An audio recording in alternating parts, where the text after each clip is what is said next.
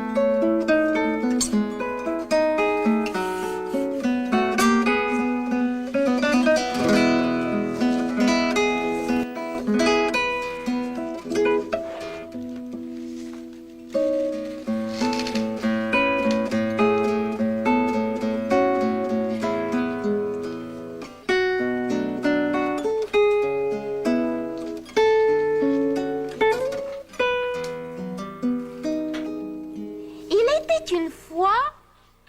Non, pas un roi. Non, non, pas une reine. Pas une princesse non plus. Non, non, non, non, non. Aussi bien vous le dire, vous ne le devinerez jamais. Il était une fois... S'il y en a parmi vous qui se souviennent de Fanfreluche et du grand livre dans lequel elle lisait ses contes à la télévision, sans doute vous êtes en train de vous dire... Son livre a rapetissé. Mais non. C'est pas mon livre qui a rapetissé. C'est vous qui avez grandi. J'aime beaucoup évoquer l'émission de Fanfreluche avant de vous offrir mes contes plus récents.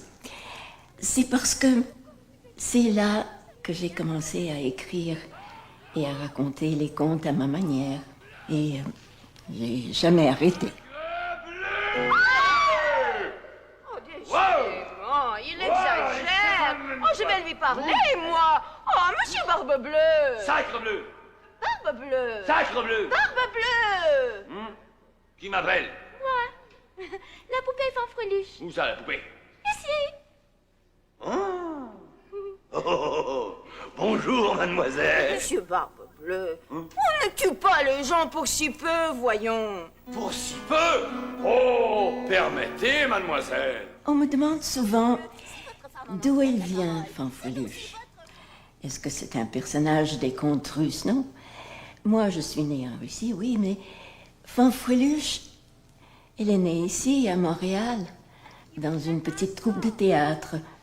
Alors, pour inventer mon personnage, je me suis demandé qu'est-ce qu'une petite fille, comme moi je l'avais été, qu'est-ce qu'elle aimerait voir sur une scène? Qui aimerait-elle voir? Bien, une poupée, je me suis dit, une poupée qui marche, qui danse, qui parle. Oh oui, une poupée, j'en étais sûre. Pourquoi j'étais si sûre? Parce que moi, quand j'étais petite... mais attendez, je vais vous lire un conte.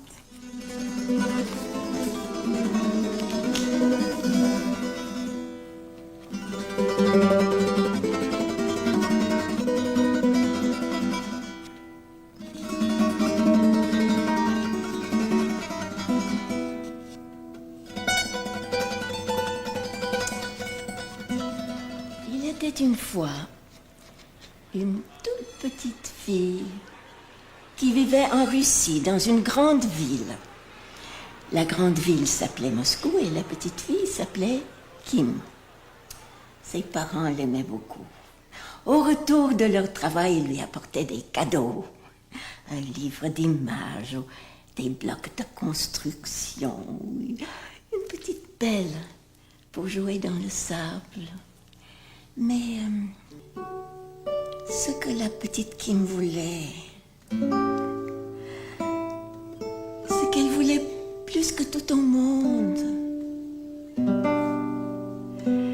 C'était une poupée. Sa mère le savait bien. Mon amour des contes, je ne sais pas d'où ça vient. Des livres.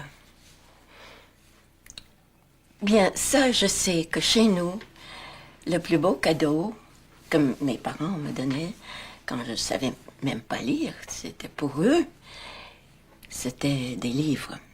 Chez nous, ce dont on avait le plus, on n'avait pas grand-chose, on n'avait pas trop de meubles, enfin, strict nécessaire, mais on avait une très grande bibliothèque.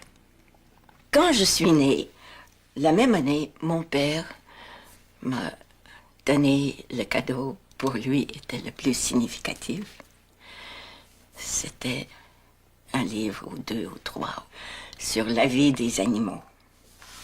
Et parfois, il y avait une planche de couleur. Alors quand je voyais une planche de couleur, ça là, je passais des heures sur une planche de couleur. Ou souris qui tigre. Et alors, ces trois livres-là, que vous voyez, c'est tous sur les animaux. Et ça, c'était l'héritage que j'ai apporté avec moi de Moscou, ici. J'avais une petite valise, là-dedans, c'était les livres et ma poupée.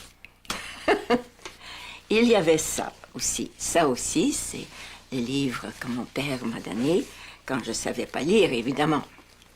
Et ça, c'est Don Quichotte. En russe. En russe, absolument. Et puis, avec des illustrations qui, ne sachant pas lire, évidemment, j'inventais toutes sortes d'histoires. Plus tard, j'ai écrit, pour Fanfreluche, j'ai écrit un petit épisode de Don Quichotte. Pouvez-vous me dire quel malheur lui arriverait si je continuais à lire des livres? Tout ça parce que mon maître lisait trop de livres. Toutes ces histoires insensées qu'on y raconte ont fini par lui troubler l'esprit. Quelles histoires?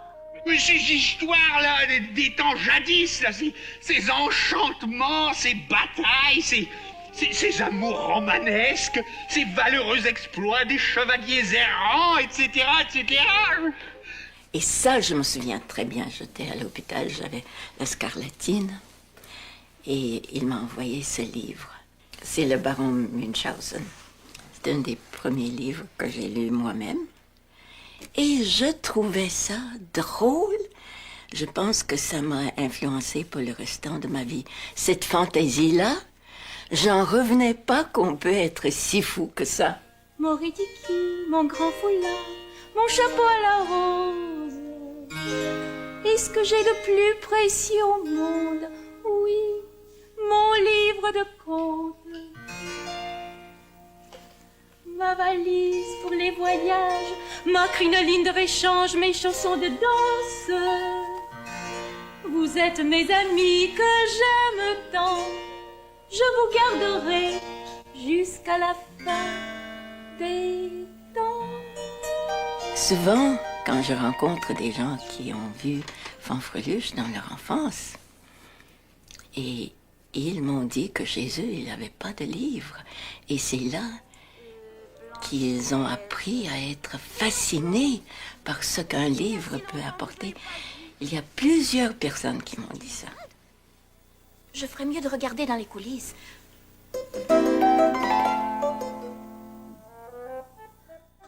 Parce qu'encore, il y a des gens qui me rencontrent puis ils me disent « Est-ce qu'on peut vous poser une question un peu... Est-ce que ça vous... c'est peut-être indiscret. » Je dis « Bon, ils vont me demander mon âge, ça c'est sûr. » Non, ils me demandent comment vous faisiez pour entrer dans le livre. Des adultes. Je dis un secret.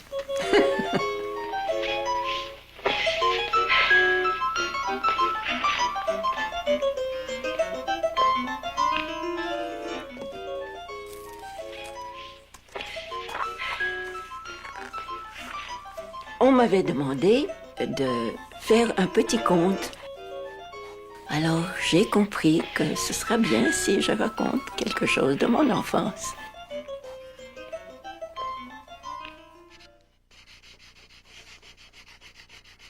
Chaque fois qu'elle passait avec sa fille devant le magasin de jouets, la petite Kim collait son nez à la vitrine et ne voulait plus bouger. Elle regardait les poupées. Il y en avait une surtout, en porcelaine, avec des yeux bleus, des tresses. Mais la mère de la petite Kim, comme plusieurs parents en Russie communiste à cette époque, croyait que jouer à la poupée empêchait les petites filles d'être courageuses et fortes. Et comme elle tenait à ce que sa petite Kim soit courageuse et forte, comme pas une, lui donner une poupée était hors de question, bien sûr. Alors, elle aurait voulu voir un petit gars ou, bon, une petite fille, mais tough, courageuse. Et alors, elle m'habillait dans des pantalons. J'avais pas de robe. Non, non, non. Pas de poupée, pas de robe. Cigarette. En chocolat, quand même. Mon père voulait aller à l'université. Il savait qu'en Amérique, il pouvait aller à l'université parce qu'en Russie, il y avait un quota pour les Juifs. Alors, il a dit à ma mère, il va prendre du travail, aller à l'université, et quand il aura du travail pour la faire vivre, il va la faire venir. Ma mère a dit à ma grand-mère, je vais l'épouser. Ma grand-mère a dit non, tu n'iras pas. Ma mère a arrêté de manger, grève de la faim, 1 semaine, 2 semaines. Ma grand-mère pensait, mon Dieu, mon Dieu, mon Dieu. Elle a dit, OK. Elle a commencé à faire un dot. Les plus belles choses pour sa fille aînée. Et elle l'a envoyée en Amérique. Ils sont mariés en Amérique, à Pittsburgh, où mon père avait le travail dans un moulin d'acier. Et là, arrivait la grève. C'est là où ils sont devenus des socialistes. Ma mère est devenue anarchiste même. Oui, oui, oui, ma mère s'est mise à contester terriblement.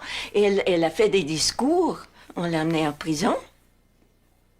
Et étant anarchiste, quand il fallait qu'elle soit jugée, elle ne voulait pas se lever devant le juge.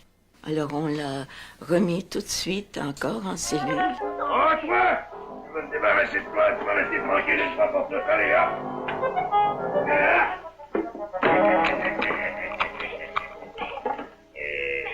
Alors mon père, il ne savait pas quoi faire, il était au désespoir. Il connaissait un cousin, un avocat quelque part, en Amérique. Il est allé le chercher, il dit voilà. Il a regardé, il a fait sortir les chaises du banc de prisonniers. Alors, il n'y avait pas de chaise. Ma mère est entrée, le juge est entré, elle était debout, il a jugé, déporté. Alors, ils sont revenus. Ils sont revenus en Russie. En Russie, c'était au moment de la guerre, la révolution, ils sont devenus des révolutionnaires. Tellement que quand je suis née, ils m'ont donné un nom, Kim, c'est beau. Il y a des actrices américaines qui s'appellent Kim. Mais en Russie, il y a aussi beaucoup, beaucoup d'enfants de mon âge qui étaient appelés Kim. Parce que Kim, c'est 3 premières lettres d'une organisation communiste, Jeunesse communiste internationale. En russe, c'est K, c'est pour Коммунистический, communiste, International, international, Молодежи, jeunesse. Молодежь, c'est jeunesse en russe. Je suis une poupée. Une poupée. Oui, une poupée, Majesté. Et tu te permets de te mêler des affaires des grandes personnes et des affaires d'État par-dessus le marché. Et pourquoi pas? Vous permettez bien à un simple perroquet de vous dire comment gouverner votre royaume. Et vous l'écoutez. Aux dépens de tout le monde. Mais la petite Kim voulait une poupée. Et elle a fini par s'en trouver une. Ce n'était pas une vraie poupée, c'était une cuillère à soupe. Mais la petite Kim l'a habillée de son foulard et elle l'a appelée Natacha. Elle jouait avec Natacha, elle dormait avec Natacha, elle lui racontait des histoires. Sa mère était au désespoir. Ma mère, quelle beauté et paraît-il quel dynamisme. Elle était le feu, ma mère. Alors je comprends un peu comment ce feu pouvait agir quand elle croyait en quelque chose. Quand elle était convaincue que le communisme était la voie de la liberté de gens oppressés, elle a tout de suite allé avec toute cette fougue, tout ce feu dans cette voie-là. Elle est devenue même quelqu'un de très respecté dans le gouvernement. Je ne sais pas sa position, mais c'était position très responsable. Mon père on l'a mis en prison parce qu'il a écrit quelque chose que Staline n'a pas aimé. Il était trotskiste, alors forcément il avait des idées que Staline, pour lui, c'était le contraire de ce qu'il souhaitait que le peuple croit ou pense.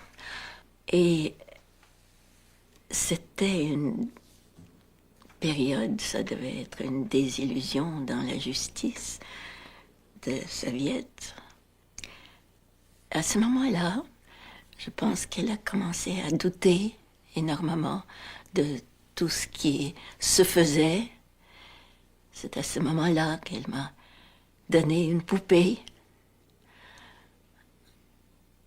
peut-être en reconnaissance d'autres valeurs, dans la validité de ce qui était bon dans être féminine. Et elle m'a fait une robe, ce que c'était interdit. Et elle s'est suicidée. On lui a fait des funérailles. Des tas.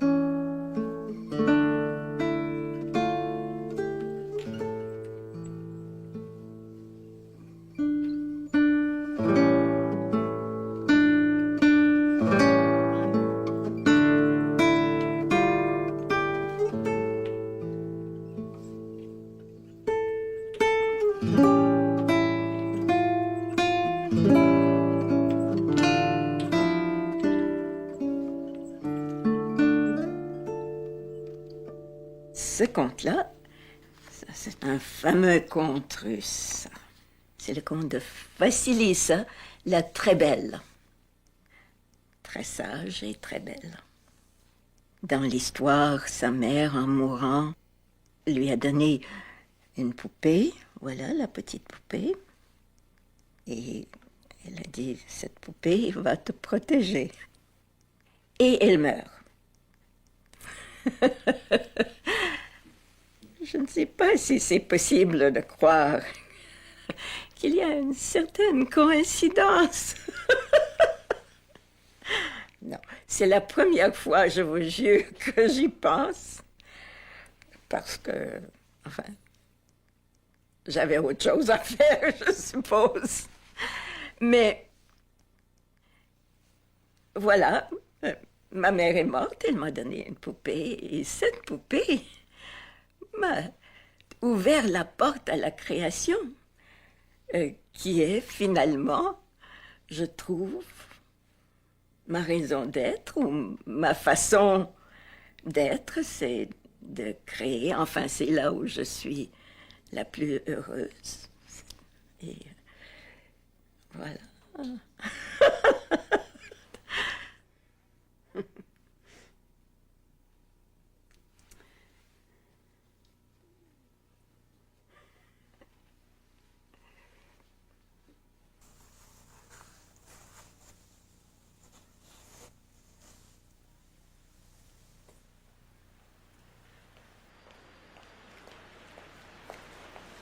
Mes parents aimaient beaucoup le théâtre et les concerts, la musique. Alors voilà, ils étaient toujours rendus là et puis ils m'amenaient quand j'étais toute petite. Pour moi, le théâtre, c'était toujours... c'était l'endroit extraordinaire. Il y avait bien sûr cette grande église sur la place Rouge qui était si spectaculaire. Il y avait le tombeau de Lénine, là aussi, bon. Mais c'est en passant devant le théâtre, dans le tramway, j'allais bousculer tout le monde pour arriver à cette fenêtre qui donnait sur ce théâtre. Il y avait 3 chevaux en statue, en haut sur la portique. Ça, c'était l'endroit, théâtre.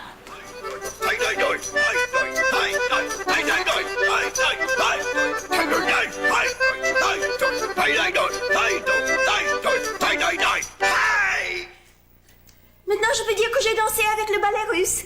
Mon premier souvenir de ce que je voyais sur la scène, moi j'étais petite, ça c'était l'oiseau bleu de Maeterlinck. Quel univers, quel mystère. Je comprenais rien, mais j'étais fascinée. Ça m'arrive encore au théâtre, de comprendre très peu, mais d'être vraiment happée par l'émotion.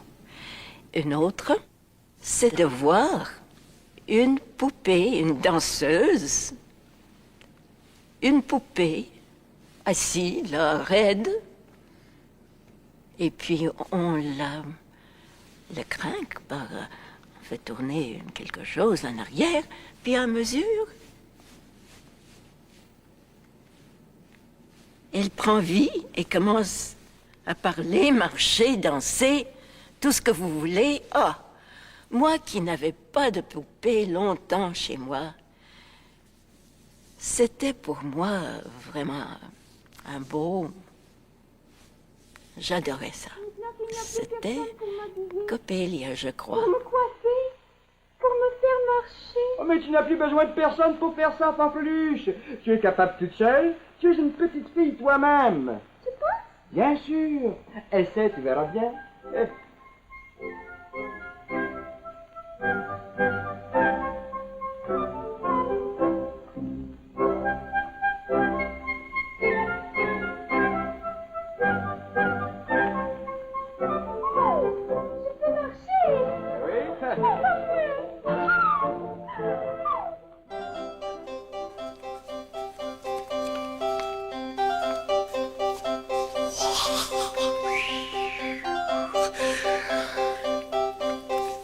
Il faut que je te dise, J'ai rencontré l'autre jour une poupette extraordinaire.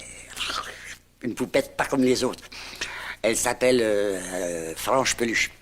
Non, Franche Greluche, c'est ça. Elle est extraordinaire. Moi, je connais ça, les poupettes, parce que d'habitude, ça traîne dans les coins, ça bouge pas, ça reste comme ça. Ou alors, ça a des petites ficelles, on tire les ficelles pour que ça bouge. Ça s'appelle des marionnettes. Ben, elle n'a pas besoin de ficelles pour bouger. Franche Greluche, ça bouge, elle n'arrête pas. Et elle a des yeux, tu peux pas savoir, des grands yeux, des curieux. Des yeux pleins de machination. Elle sait lire, c'est ça qui est fort. C'est une poupette qui sait lire. C'est pas comme moi. Moi, j'ai jamais appris à lire parce que j'ai pas eu la chance d'aller à l'école. Quand j'étais tout petit, je suivais seulement les cours de récréation. Et après, il paraît que l'école, c'est secondaire, alors moi... Hein? Il faut savoir aussi que c'est pas une poupette comme les autres. C'est une poupette surprise. C'est une poupette rustique. Et ça, la poupette rustique, c'est très énormément spécial parce que justement, c'est une poupette surprise. Tu lui dévisses la tête à la poupette rustique et tu trouves une autre petite poupette à l'intérieur. Que tu dévisses encore la tête et puis il y en a encore une autre à l'intérieur.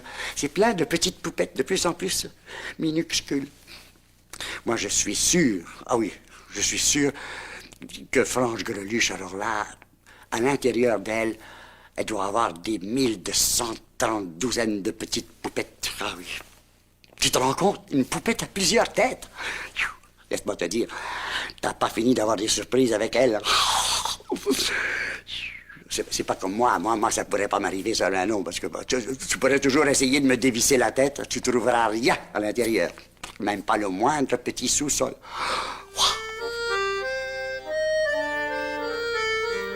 Il était une fois une Baba Yaga. Elle vivait loin, loin d'ici, dans le fin fond de la Grande Russie. Et comme il convient à une Baba Yaga qui vit dans le fin fond de la Grande Russie, elle avait pour maison une petite hutte sur pattes de poule. Petite hutte, patte de poule, attrape-la vite, cours, cours, cours.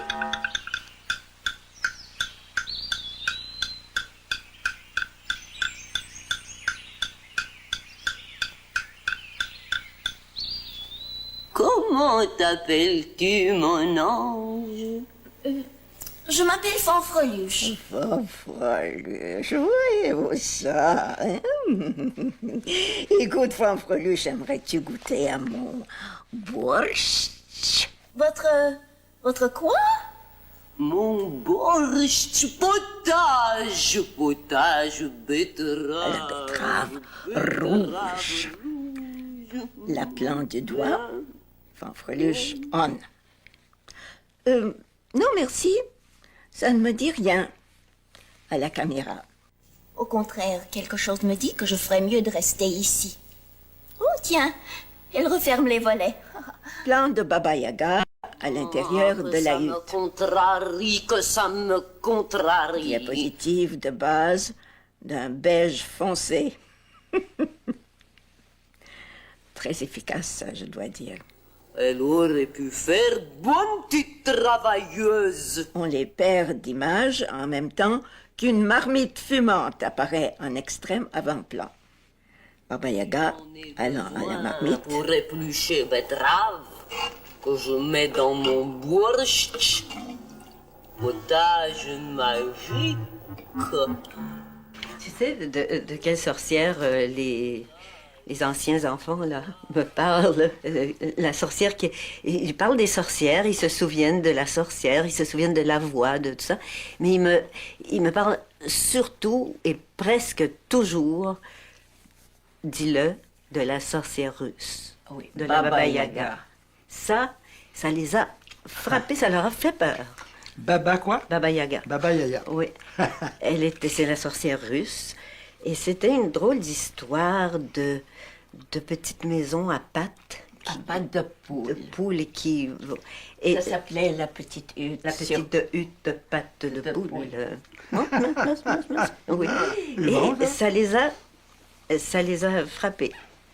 Oui. Oui. Je me demande si c'est parce que c'est ton folklore qui est passé quelque chose de différent.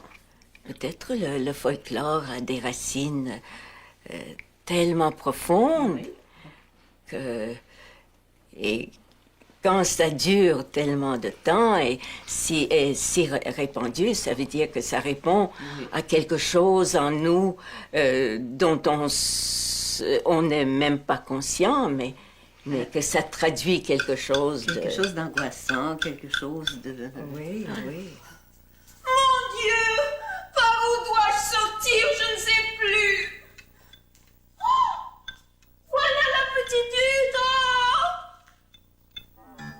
Petite hutte, patte de poule, attrape-la vite, cours. Où as-tu pris cet extraordinaire accent? Mais je sais pas, c'est une bonne question. Moi, je t'ai donné jamais de directive, Non. aucun. Tu m'as jamais fait de borscht. Tu m'as jamais fait ça. On m'avait fait un long menton comme ça.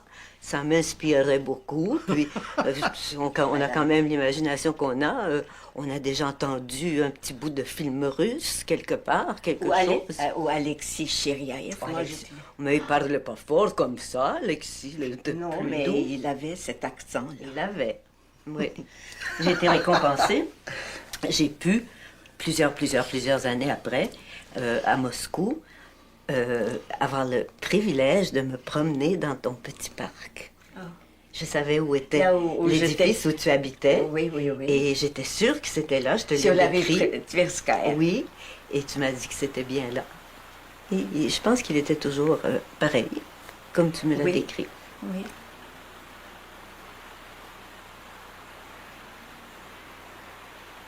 Ça, c'est ma belle grand-mère adorée. Mon père l'a fait venir quand ma mère est morte. Et moi, quand ma mère est morte, je voulais savoir de personne d'autre. Et voilà, arrive cette femme qui ne parle pas très bien le russe. Elle parlait ukrainien. Moi, j'étais un tantinet snob, je pense, ou quoi. Ouais, ça doit être ça. Et je trouvais, mon Dieu, elle prononce pas. Et puis, c'est pas ma mère, c'est ça. Et je voulais rien savoir d'elle. Alors, c'est là où on m'a mis dans ce Детский dom. Cet orphelinat-là, en Russie, ça s'appelle Детский dom. Детский dom, la maison des enfants. Voilà, ça c'est ma grand-mère. Ça c'est mon père n'est plus. Et je lui demande qu'elle vienne me chercher et me ramène vivre avec elle à Moscou. Ce qu'elle a fait. Ma chère belle grand-mère. C'était dur pour elle parce qu'elle était vieille, malade.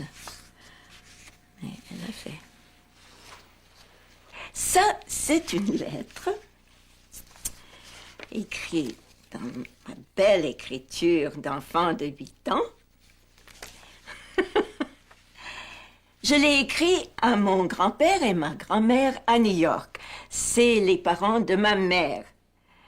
Moi, j'habitais avec ma grand-mère, la mère de mon père, à Moscou.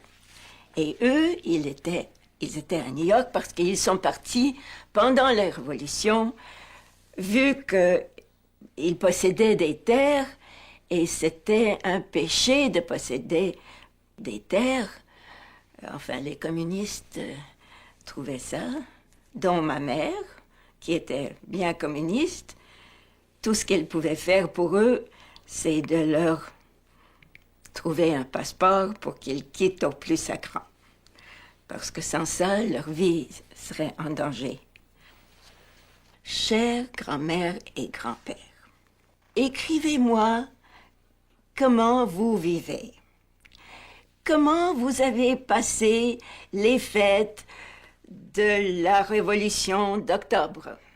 Venez ici nous voir, venez à URSS. En URSS, c'est beaucoup mieux. Voilà. Eux, ils venaient de partir de peine et de misère, de se sauver. J'ai écrit que mon père, on n'a pas des nouvelles depuis longtemps, et puis tout le monde pense qu'il est mort. Mais moi, quand même, je vais lutter pour l'URSS, pour le pouvoir des soviets, et je serai comme Lénine, ma mère et mon père. Voilà. C'est pas si drôle que ça. Et puis, bon, votre Kim Yaroshevskaya. Alors, comme lavage de cerveau, vous voyez, c'était quelque chose.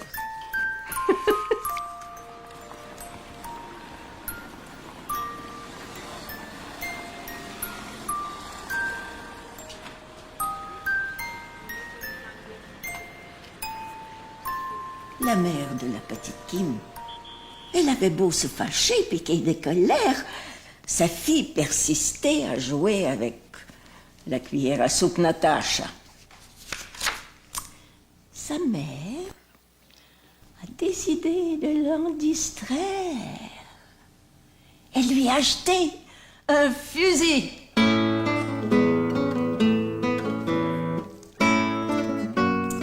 Comme ceux des soldats qui paradent sur la place rouge.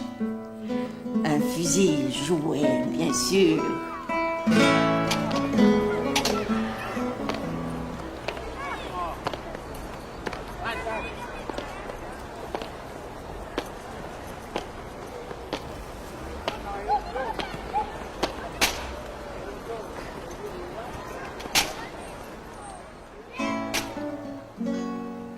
Le manche du fusil rappelait la forme d'une jupe. Ah, la petite qui m'a pris le fusil dans ses bras, l'a enveloppé d'une couverture, s'est mise à le bercer. Et à lui chanter une berceuse. Une berceuse russe.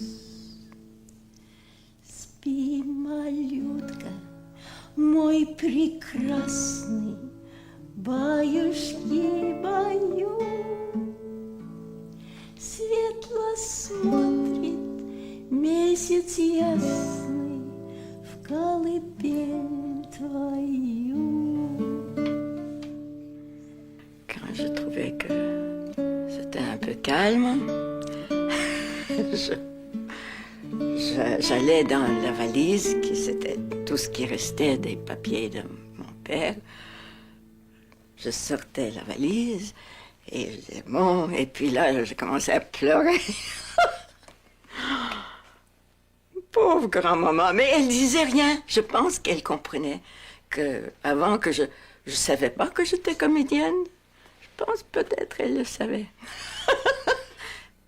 Et ma grand-mère de Moscou pensait que probablement et je manquais de nourriture.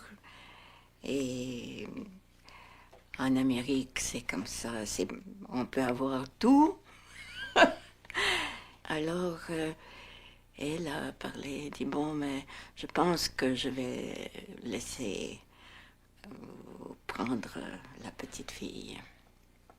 J'allais venir à Montréal chez ma tante. Ma tante était ravie. Elle a envoyé son mari me chercher à Moscou. Et voilà, ça c'est ma tante, médecin, qui m'a essayé de m'élever. Oh là là. Mais j'étais beaucoup plus vieille. J'avais des choses à dire là-dessus. Et la nouvelle vie commençait, comme ils disent dans les romans.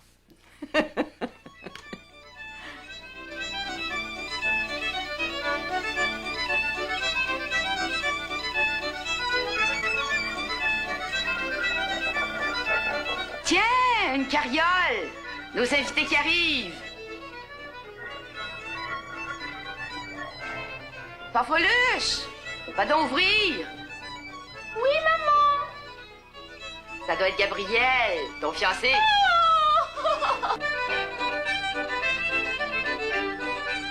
J'ai commencé à danser avec une équipe de danse folklorique. de l'Ordre de bon temps. Et on avait des invités à ces camps-là. Il y a Félix Leclerc qui venait pour nous faire chanter des chansons. Il n'était pas encore connu. On avait une très belle équipe, des amis. Il y avait, je me souviens, Claude Caron, là. Et Gaston Biron. Guy Lécuyer. Guy Lécuyer, c'est vrai. On a vécu, là, des grands moments dans ces camps-là. C'était une belle jeunesse, on peut dire. Oui, oui. Ah, oui. Ça flambait de partout. Oui. Ouais. Ça m'a donné tellement confiance dans ce que j'aimais faire. Je n'avais pas du tout. Vas-y. Attends, ça va m'aider, ça. Salut d'avoir des dîners. Non, c'est... T'as pas peur que ça noie un peu les souvenirs? Vous allez voir. Le Père Saint-Aubin nous a vus au Jésus. Il est allé voir Guy, notre directeur. Il dit, bon, là, les compagnons viennent de partir. Il y a les enfants qui viennent. Tous les samedis, on n'a plus de théâtre pour enfants. Est-ce que vous pouvez faire quelque chose pour les enfants? Je me souviens très bien qu'on s'est réunis au restaurant qu'on appelait vulgairement La Soupe, juste au coin de Saint-Denis et Carré Saint-Louis. Oui. Et là, j'ai dit à tout le monde, bon, là, il faut que chacun s'invente un personnage, puis après, on fera un scénario pour ramasser tout ça. On n'avait pas encore de nom. Et c'est ça qui était fascinant à cette tablée-là. Guy a dit, bon, il s'est adressé à l'oiseau. Il a dit, bon, qu'est-ce que tu vas faire? Il dit, je vais faire une pirate et je vais m'appeler Maboule. Avec le nom. Oui. Ouais. Il s'est adressé à Henriette Major, Étienne. Oh, cette chère Henriette. Elle a dit, moi, je vais faire une horloge grand-mère. Je vais m'appeler Gudule. Elle a dit ça, comme ça. Moi, j'ai dit, je vais faire une poupée et je vais m'appeler Fanfreluche. Et moi, j'ai dit, je vais faire un clown, je vais m'appeler Fafouin. C'était comme ça, Hélène, comme ça. À l'espace d'une soirée. Et je me souviens qu'il y avait des spectacles pour enfants l'après-midi, j'en ai déjà vu d'ailleurs. Alors c'était sûrement les vôtres, dans les années 50, de 50 à 52. Qu'est-ce qui se permet? Allez les gars, à l'abordage! On va bien voir qui ose se moquer de Maboule, le plus grand pirate que la mer ait jamais porté, hein? Je me nomme Fafouin, monsieur Maboule. C'est très drôle parce que cette année-là, on avait joué dans un festival de théâtre et on avait gagné des prix. Forcément, on était la seule troupe de théâtre pour enfants. On avait gagné des prix, puis là, la télévision a dit « Ah, ils ont gagné des prix, ils nous ont engagés. » Alors, on a commencé à jouer. Ouais. On a joué l'été, 2 séries d'été qui s'appelaient Fafouin, qui était le Fanfreluche, Maboule, etc. Et puis après ça, moi, je suis parti, mais là... C'était la boîte à surprise. Ça a été la boîte à surprise. Où es-tu, Fanfreluche? Dans la lune ou dans un rêve? Où es-tu, Fanfreluche? Bonjour, nous voici pour s'amuser. Mais où donc es-tu? Où donc, Fanfreluche? Allez, où, Fanfreluche? Souvent, les metteurs en scène nous imposent des choses qui nous vont plus ou moins, ou un texte qui a des facettes qui nous fait créer le plus. Fanfreluche me faisait créer. Je jouais déjà Fanfreluche dans d'autres circonstances. Elle avait une maison, enfin, bon. Et je pensais à cette histoire-là qu'il faut que j'écrive une demi-heure de dramatique de Fanfreluche à la télévision. Et je suis allée voir une pièce à Stratford. J'étais très influencée par mon année que j'ai passée à Stratford à jouer. Et j'ai vu Richard III. Ah, là, il y a un méchant, il y a des reines, il y a l'usurpateur du trône qui est Richard. Qu'est-ce qu'il ne fait pas pour devenir roi quand il n'avait pas le droit? Il faisait tuer tout le monde, éloigner tout le monde. Enfin, bon, bref, c'était épouvantable et très beau cependant, et excitant. Et tout à coup, j'ai repensé à ce que je viens de voir. C'était un conte de fées, ce que je viens de voir. Terrible conte de fées. Et je dis, tiens, je vais faire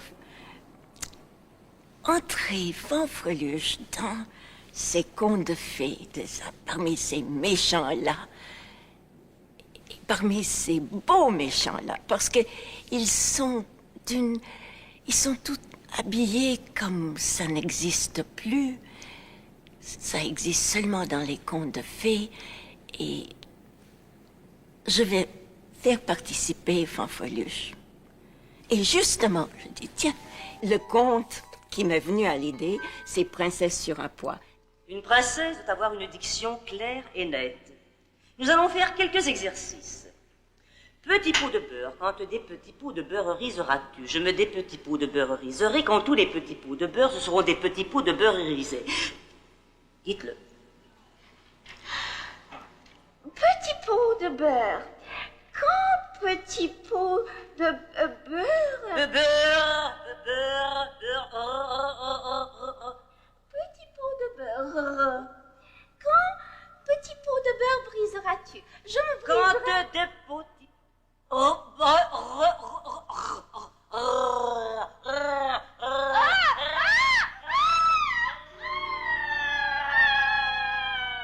C'est souvent par des petites bribes que le conte m'inspire et m'attire. Et puis après, je brode autour. Mais il y a comme un petit cœur qui, tout à coup, se manifeste et commence à battre. Et puis, c'est assez fort pour faire toute l'histoire après. Savez-vous ce que je fais? J'écris un conte, oui. Écoutez, il était une fois... Pour le moment, c'est tout ce que j'ai. Alors, il était une fois...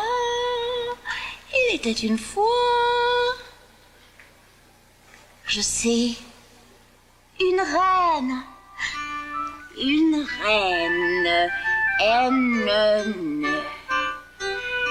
Belle comme le jour, parmi les fleurs de toutes les couleurs, se promenait une sorcière. Une sorcière.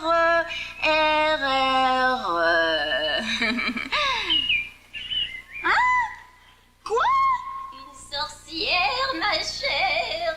Une sorcière? Ah non, quelle idée! Pourquoi pas? Ouais, parce que...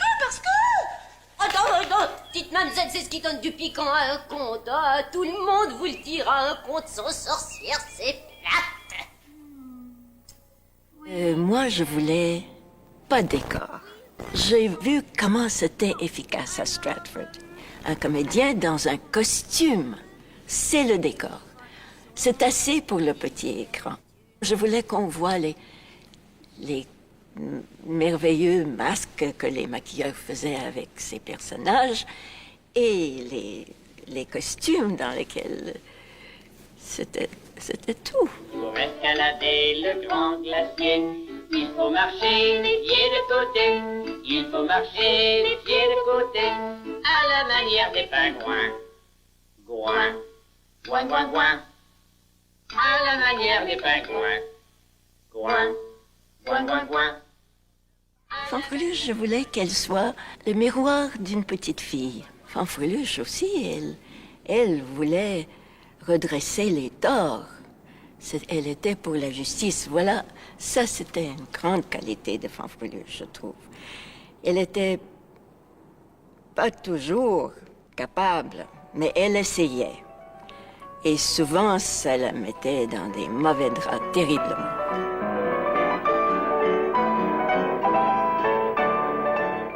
En lisant Cendrillon, il se dit, voilà, hey, elle a échappé son petit soulier en partant. Je vais aller le ramasser. Merci, Fanfreluche, dit Cendrillon, et elle part. Princesse! Elle est partie? Oui. Qu'est-ce que vous faites? Je cherche si la princesse n'a pas laissé tomber quelque chose. Je dis, oh mon Dieu. Aïe, aïe, aïe. Alors, voilà.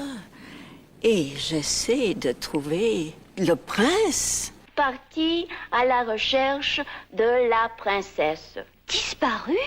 J'ai bien peur. Oh non. Il est sans doute ailleurs. Ailleurs?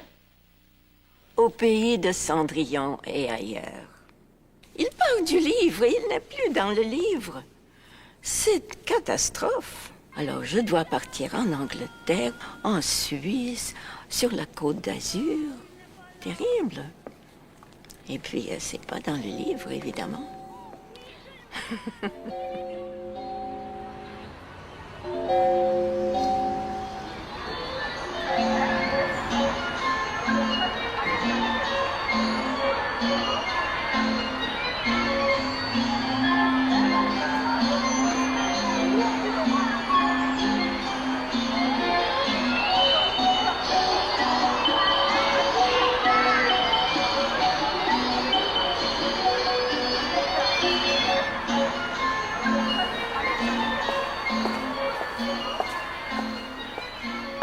Je suis retournée en, je pense que c'était 64, parce que j'avais la nostalgie terrible. Je voulais retourner à tout prix. Ma grand-mère était enterrée dans un cimetière et mon oncle m'a donné l'adresse de ce cimetière. Et je suis allée et j'ai dit, grand-maman, voilà, je suis venue de Canada. Je suis venue te voir. Je dis, qu'est-ce que tu as à me dire? Je pensais peut-être avoir des belles pensées qui vont venir à moi d'elle, puisqu'elle m'aimait, elle était tellement tendre avec moi toujours. Et tout à coup, la pensée que j'ai eue, enfin, j'ai pas entendu des voix, non, non, non. Mais c'était une phrase claire et nette qui me dit, Kim, tu es stupide. Moi, j'ai vécu ma vie. Retourne donc chez vous et vis la tienne.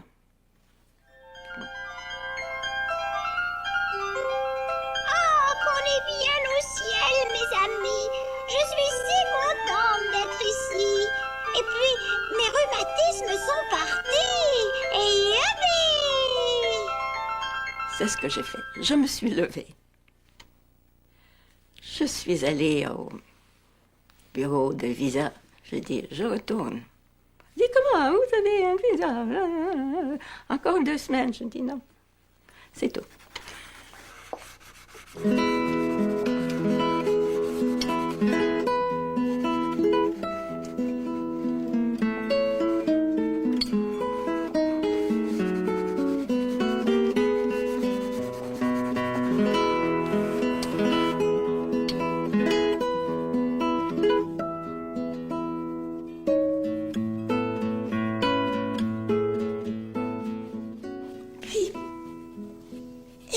À réfléchir.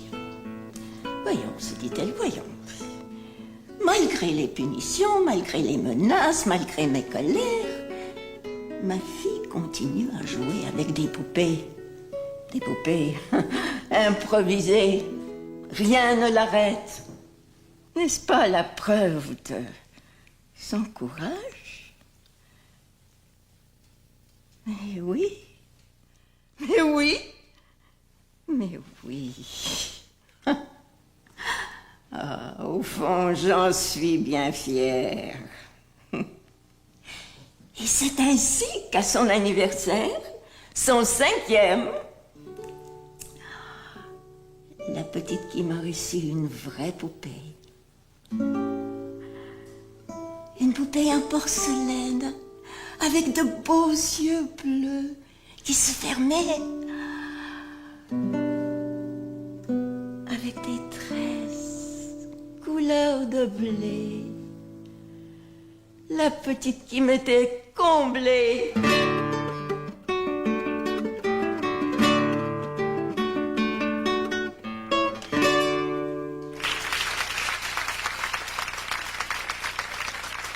Fanfreluche a raconté un beau conte à sa manière.